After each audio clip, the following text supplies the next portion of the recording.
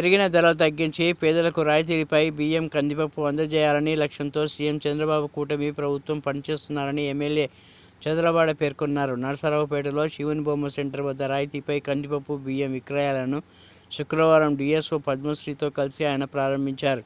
ఈ సందర్భంగా మాట్లాడుతూ మార్కెట్ ధరల కంటే తక్కువకు పంపిణీ చేస్తున్నట్టు తెలిపారు. ప్రజలందరూ సద్వినియోగం చేసుకోవాలని కోరారు.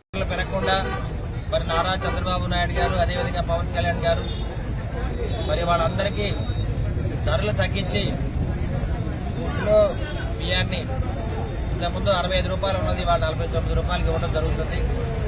అదేవిధంగా మరి కందిపప్పు కూడా దాదాపు 180 రూపాయలు ఉన్నదాన్ని 160 రూపాయలకి వాళ్ళు అమ్మడం జరుగుతుంది. ఇవన్నీ కూడా ప్రభుత్వం తరఫున రేషన్ షాపులు తీసుకొని నిత్యావసర వస్తువులు ప్రజలకు అందుబాటులో రావడానికి ఇటువంటి కార్యక్రమాలు చేయడం జరిగింది.